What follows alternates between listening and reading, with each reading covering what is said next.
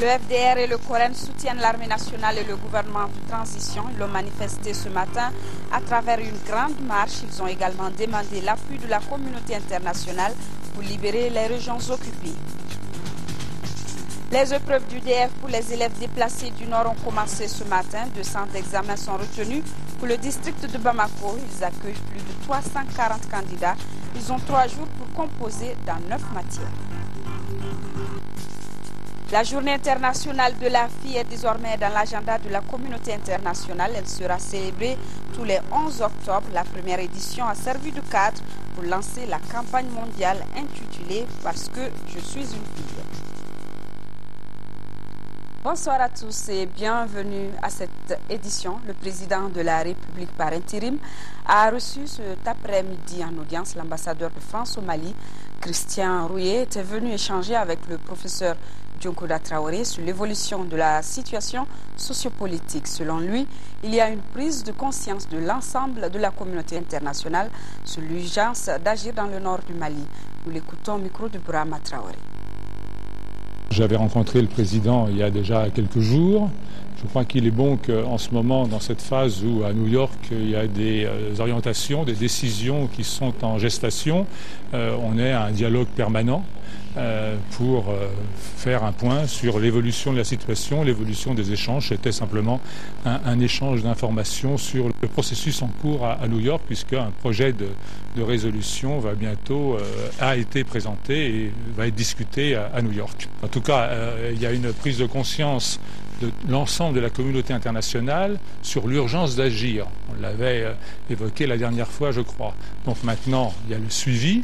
La dernière fois, on passait des intentions. Maintenant, on passe à l'action. La semaine prochaine, il y aura une importante réunion à Bamako et elle demande aussi d'être préparée.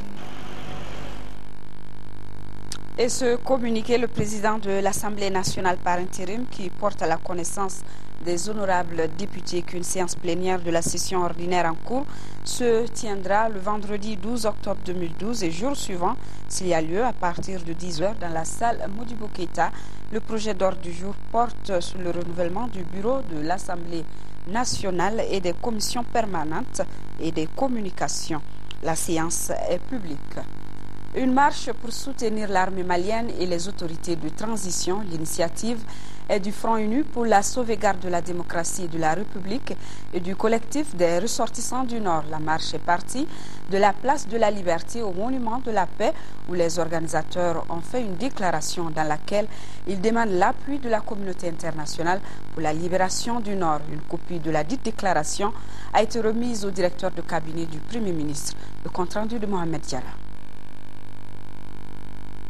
Des milliers de personnes qui battent le pavé pour une même cause, soutenir les autorités de transition et l'armée malienne.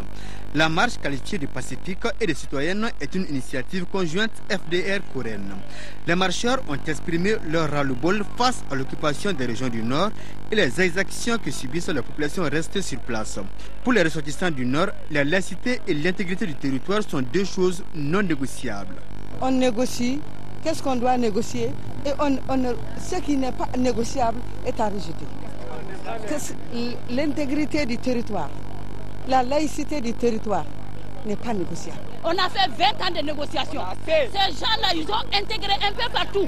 Ils ont été militaires dans ce pays-là sans diplôme. Ils ont été pris à la douane sans diplôme. On en a ras-le-bol. On en a ras-le-bol. On veut notre pays libre et indépendant. On ne peut pas exclure totalement les dialogues, mais tout compte fait, il faut quand même dialoguer en position de force. Cette marche est une façon pour les initiateurs de reconnaître et d'apprécier les efforts des autorités de transition pour une sortie de crise. Si des initiatives récentes sont prises dans ce sens-là, nous ne pouvons que les conforter et les soutenir. Donc nous sommes là pour soutenir ces dernières interventions, en tout cas des marches du président de la République, du Premier ministre. Et nous voulons que cela continue. La marche est partie de la place de la Liberté au Monument de la Paix en passant par le Monument de l'Indépendance. C'est là que les marcheurs ont fait leur première escale. Au Monument de la Paix, les organisateurs de la marche ont fait une déclaration. Morceau choisi. Nous demandons à la CEDEAO de procéder au déploiement immédiat de la force de la MISEMA en soutien à l'armée malienne sur toute l'étendue du territoire national si nécessaire, afin de mener le combat contre les bandits armés et les forces d'occupation. Une copie de la déclaration a été remise au directeur de cabinet du Premier ministre. La marche s'est tenue au moment même où la résolution est en débat au Conseil de sécurité. Ce qui peut prouver à ceux qui veulent nous aider qu'au Mali, nous allons dans la même direction. Vous avez pris une belle initiative parce que il nous faudra aussi sensibiliser, mobiliser l'ensemble de nos concitoyens autour de cette idée pour que tout le monde adhère à cette solution qui a été, n'est-ce pas, présentée par le Premier ministre au Conseil de sécurité et la requête que le président de la République a déposée auprès de la CEDEAO. À travers cette marche, les Maliens viennent de prouver qu'ils peuvent souffler dans la même trompette pour la cause nationale. Un élan de solidarité qui devra certainement être traduit dans les faits. La marche qui a duré 2 heures environ était quadrillée par un impressionnant dispositif sécuritaire. Et ce communiqué de l'ADPS communiquait ainsi libellé tout en réaffirmant l'incontournable nécessité d'un appui international multiforme à nos forces armées et de sécurité pour la reconquête du Nord. L'Alliance des démocrates patriotes pour la sortie de crise ADPS n'a jamais donné son accord pour participer à une marche citoyenne organisée ce jeudi 11 octobre à Bamako. L'ADPS soutiendra une intervention militaire étrangère lorsqu'il sera clairement établi que celle-ci vise non pas à remettre en selle des apatrides qui ont pris la lourde responsabilité de prendre les armes contre la mère patrie en s'alliant à des terroristes étrangers, mais plutôt à restaurer l'intégrité territoriale du Mali dans le cadre d'un État démocratique, laïque, unitaire et indivisible. Un communiqué signé ADPS. La Convergence pour le développement du Mali, CODEM, salue l'accord intervenu entre la CEDEAO et les autorités de notre pays pour une sortie de la crise. Ce résultat, selon les responsables du parti, est le fruit des efforts consentis par le président de la République par intérim, le Premier ministre et les forces armées de sécurité du Mali, Fademba Keïta. À travers ce point de presse, les responsables de la Convergence pour le développement du Mali, CODEM, manifestent leur attachement aux valeurs de laïcité, d'unité nationale et d'intégrité territoriale. Ils expriment aussi leur satisfaction suite à l'accord signé entre les autorités maliennes et la communauté économique des États de l'Afrique de l'Ouest, CEDEAO. À partir de cette déclaration, le principal message que nous voulons véhiculer, c'est demander au peuple du Mali de soutenir l'accord qui est intervenu entre la CEDEAO et les autorités du Mali. Bien sûr, en accord avec le Premier ministre, les forces armées et de sécurité.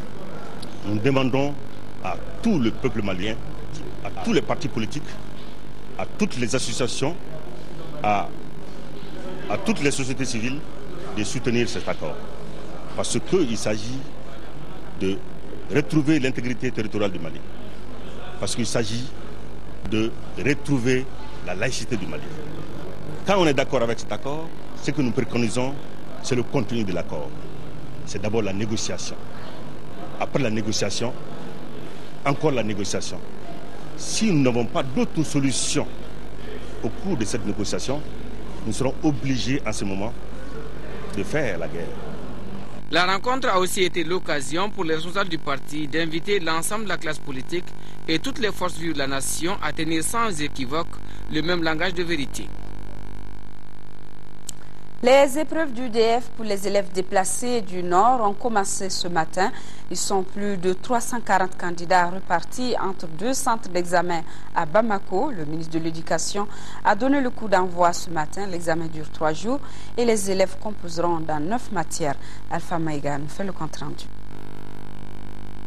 Ce 11 octobre 2012 marque les premiers instants de la rentrée scolaire 2012-2013 pour un grand nombre d'élèves du fondamental. Mais pour d'autres, il s'agit d'évaluer les 9 mois de l'année scolaire écoulée. C'est le cas de ces élèves déplacés du nord du Mali à Bamako. Une session spéciale est organisée à leur intention, le diplôme d'études fondamentales DF. Ils viennent de terminer la première épreuve. Mon nom c'est Nandima Traoré, de Tombouctou. C'est l'épreuve de mathématiques pour le DEF. Pas difficile. Je n'ai pas fait de cours de rattrapage. Je m'appelle Zabi Ould Mohamed, je viens de l'Heureux. C'est un peu compliqué quoi. En réfléchissant sur la mathématique et la géométrie, c'est difficile. Une fois n'est pas coutume, le temps a été donné par l'épreuve de mathématiques, ce qui reste une des particularités de l'examen. La question est de savoir si l'initiative est pédagogique. Justement, il y a plus environ 5000 élèves qui devraient venir de Gao, de Tombouctou, de Yuwaru. Et les derniers n'avaient pas pu rejoindre le site des examens qui est Sévaré. Et les derniers élèves sont arrivés hier mercredi. C'est pourquoi nous avons fait le décalage. C'est pédagogique. Vous savez, l'examen est une compétition. Il y a des règles, il y a des normes, il y a des standards auxquels doivent être soumis tous les compétiteurs.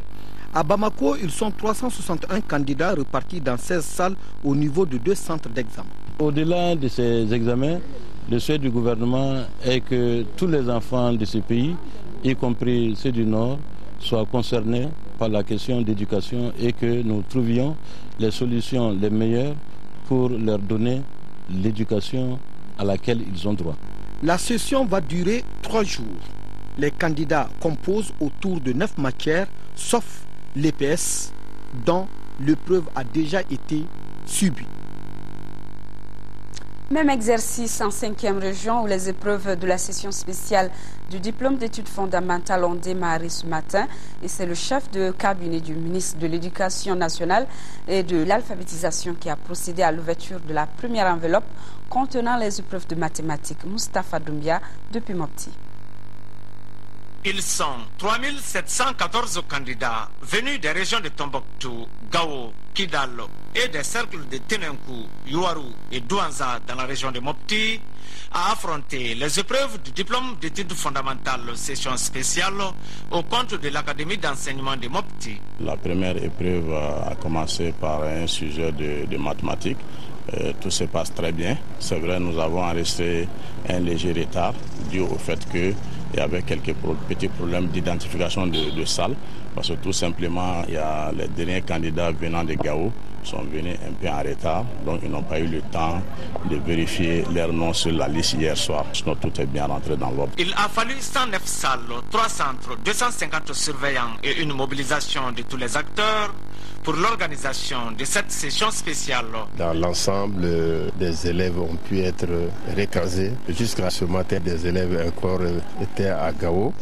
Heureusement que avant 6 heures, l'ensemble des élèves candidats ont pu rejoindre Mopti. En plus de l'accueil hébergement, il y avait des aspects alimentaires qui, évidemment, au départ, nous avons eu quelques petites difficultés, mais je vous assure que tout est rentré dans l'ordre. Rappelons que la session dure 3 jours.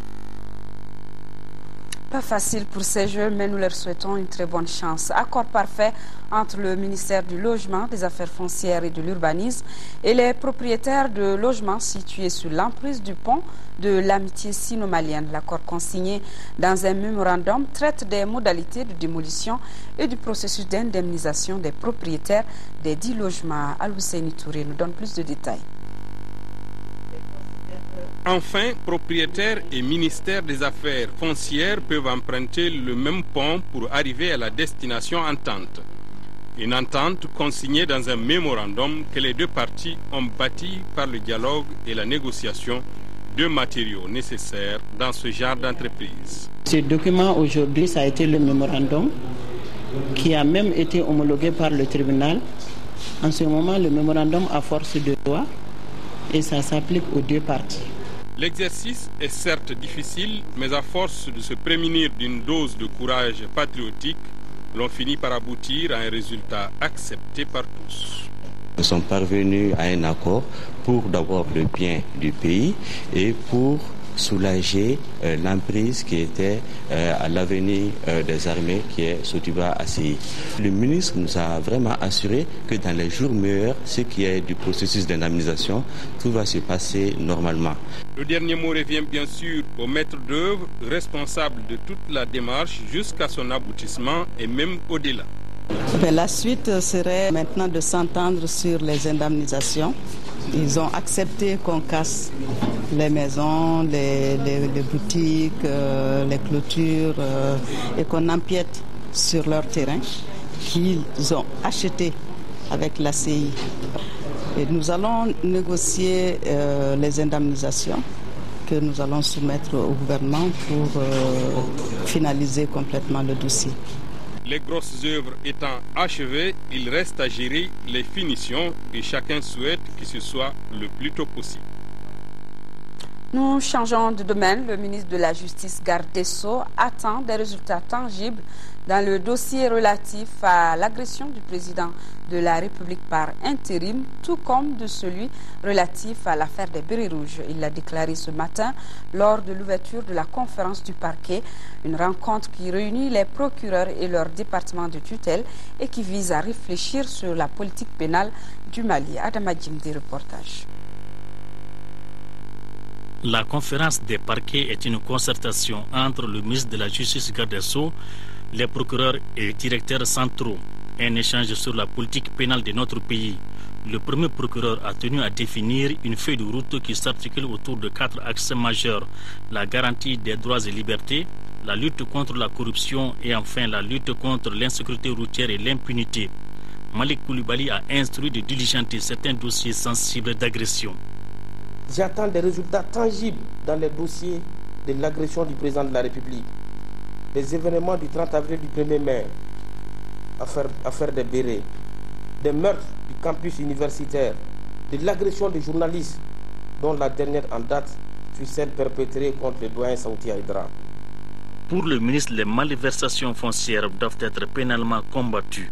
Aujourd'hui, les prédateurs fonciers, avec l'aide de leurs complices tapis dans l'administration, ont décidé de dépouiller riches et pauvres de leurs terres. Ils brisent des foyers, ils brisent des vies. La terre n'appartient plus à l'État. Des titres fonciers sont créés sur des terres à l'insu des populations qui les occupent depuis des siècles. Tenez-vous bien, un agent immobilier a pu se faire délivrer des titres fonciers sur 783 hectares. Il faut une politique criminelle consensuelle dégagée pour que sur l'ensemble du pays, cette politique puisse être menée à bord. Cette rencontre vise à donner à la justice le souffle nouveau dont elle a besoin pour être à hauteur de mission. Conférence de presse de Amnesty International Mali sur la peine de mort. Elle entre dans le cadre de la journée internationale contre la peine de mort célébrée le 10 octobre de chaque année. Au cours de la rencontre, les responsables de l'organisation ont réitéré leur engagement à poursuivre les actions de sensibilisation pour l'abolition universelle de la peine de mort. Timoko Konaté. Le droit à la vie est le premier droit de l'homme. C'est fort de cette conviction que la coalition mondiale a institué en 2003 la journée du 10 octobre comme journée internationale contre la peine de mort. Cette conférence de presse, placée dans le cadre de la célébration de l'événement, avait pour but de dénoncer les exécutions humaines croissantes dans le monde qui constituent, selon Amnesty International, une violation flagrante des droits de l'homme. La conférence a également fait un aperçu des efforts consentis en matière de lutte contre la peine de mort. À l'heure actuelle, 140 pays ont ratifié la convention relative à l'abolition de cette peine, ce qui fera dire aux responsables de l'organisation que des avancées significatives sont enregistrées, même si beaucoup reste à faire. Parmi les 140 pays qui ont aujourd'hui aboli la peine de mort, en droit ou en pratique, figurent des États de toutes les religions et cultures du monde, dotés de systèmes juridiques divers. Depuis 2003, chaque année, 2 pays en moyenne abolissent le recours à la sentence capitale pour tous les crimes. Dernier en date, la Lettonie en janvier 2012. Au cours de la même période, 26 nouveaux États ont ratifié l'accord de l'ONU abolissant la peine de mort, le 10e protocole facultatif rapportant au pacte international relatif aux droits civils et politiques visant à abolir la peine de mort. Pour la réalisation de son objectif stratégique, Amnesty International ambitionne d'intensifier ses campagnes d'information et de sensibilisation. Nous sortons du continent africain. Tous les pèlerins de la filière gouvernementale sont arrivés à la Mecque. Malheureusement, le Mali en a perdu 2. Le superviseur du pèlerinage 2012 de la filière gouvernementale donne des précisions au micro de notre envoyé spécial, Mamadou Niamadjara. Nous avons enregistré 2 décès. Et ces décès sont tous malheureusement de la filière privée. Et le premier décès, c'est un homme du nom de Djalake Fofana. Il est né vers 1930 à Blissi-Bougou, dans la région de Kaï. Il est venu avec l'agence Sahel Voyage. Il est décédé le 7 octobre de façon accidentelle. Et les enquêtes du côté des autorités saoudiennes, les enquêtes sont en cours pour déterminer effectivement les causes réelles à ce niveau.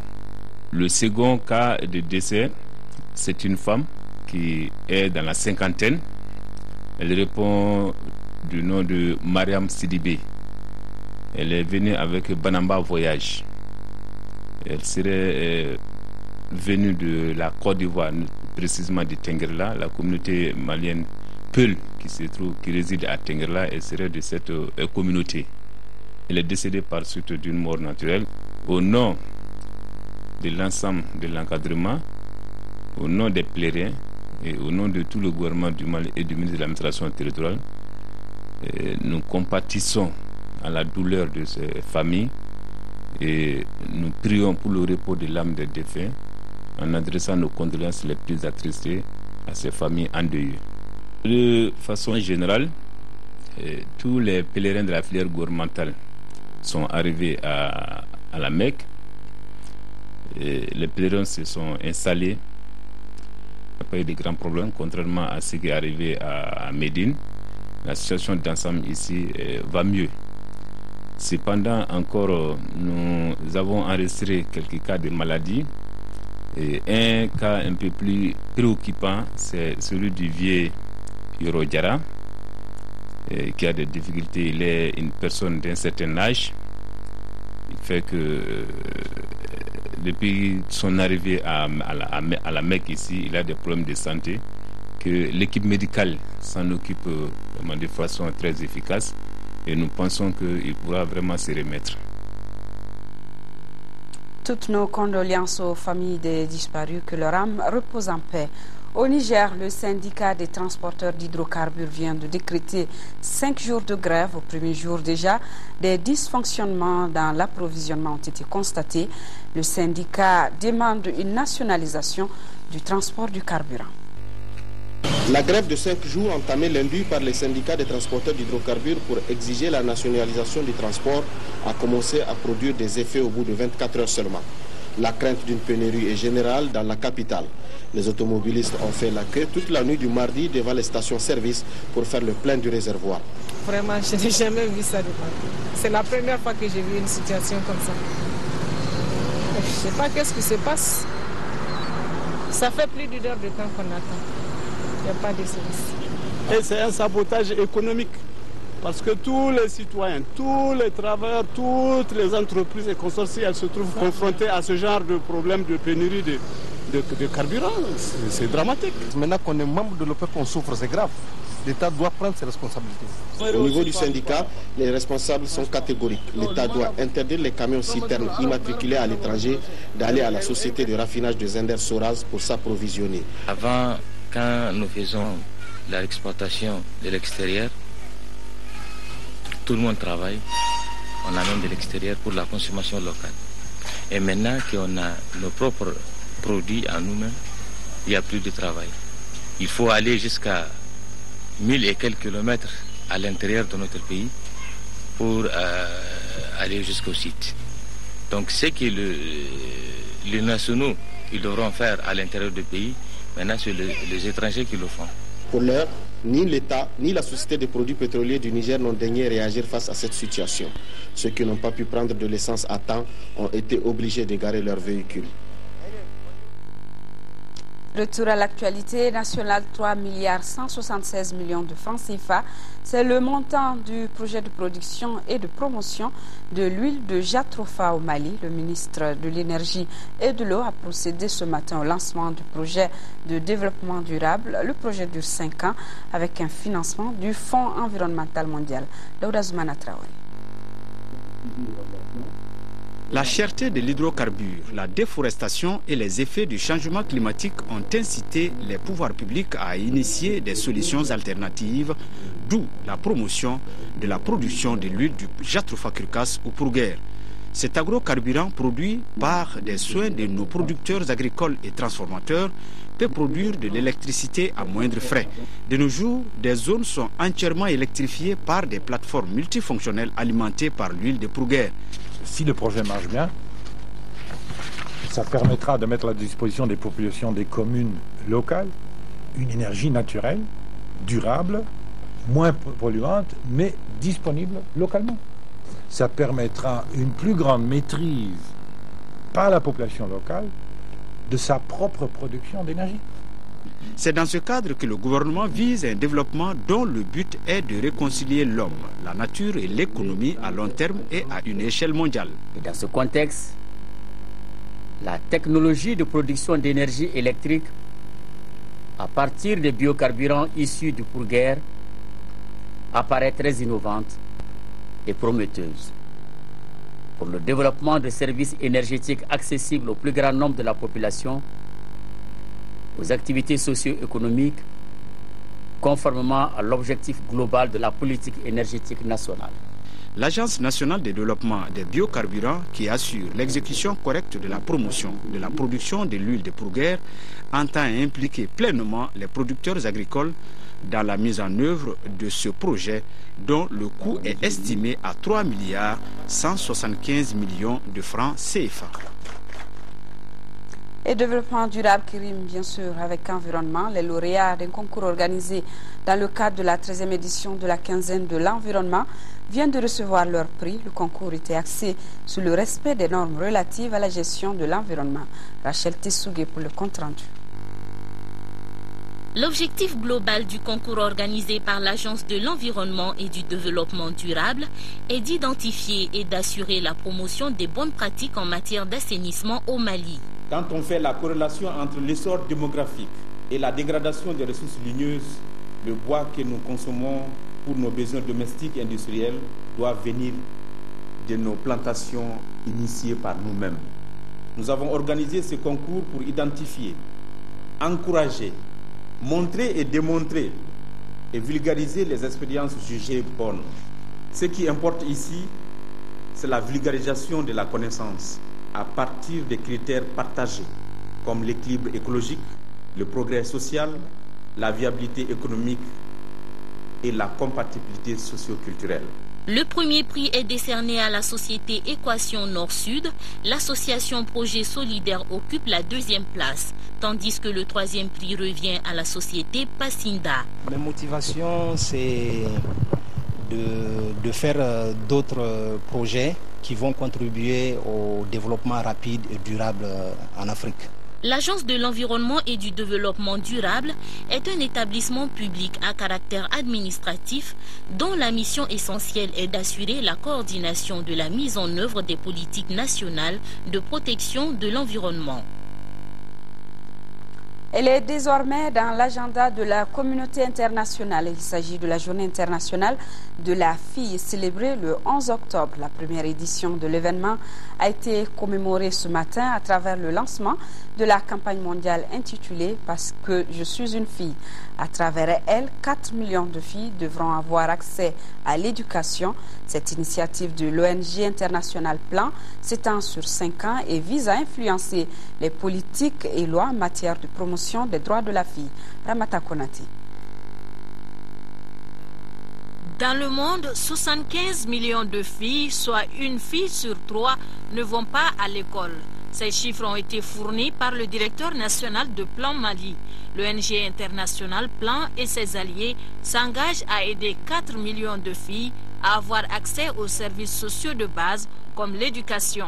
La campagne appelée « Parce que je suis une fille » s'étend sur 5 ans et compte mobiliser 500 millions d'euros, soit plus de 300 milliards de francs CFA en faveur des filles. La campagne « Parce que je suis une fille » vise à atteindre directement 4 millions de filles en termes d'amélioration de leurs conditions de vie, notamment l'accès à l'école, aux compétences et à la protection. Le lancement de cette initiative consacre la célébration de la Journée internationale de la fille.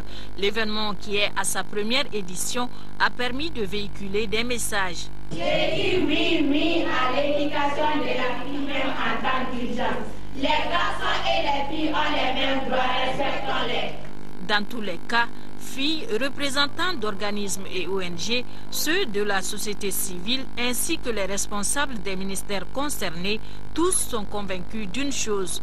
Le niveau d'éducation de la femme détermine pour une large part le niveau des autres indicateurs socio-économiques de développement, tels que la mortalité infantile, la malnutrition des enfants, la santé et l'hygiène de la famille, le taux de fécondité et le contrôle des naissances. Ce qui explique l'adhésion des autorités maliennes à cette initiative visant la promotion des droits de la fille.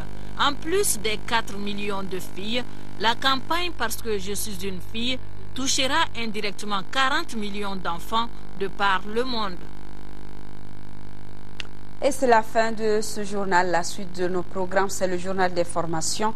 Une présentation de Nyanya Aliou Traoré. À retenir également l'interview de la semaine. Elle est consacrée aujourd'hui aux 40 ans du franc CFA et des accords monétaires entre la France et les pays africains. Yaya Konaté reçoit Younousi Touré, député à l'Assemblée nationale et ancien directeur général de la BCAO pour le Mali. Demain, 10h et 13h, vous seront présentés par Sira Bakili. Celles du soir vous seront présentées par Awi Touré. Restons de cœur et d'action avec nos parents des régions du Nord vivant sous occupation. Ne les oublions surtout pas. Bonsoir à tous.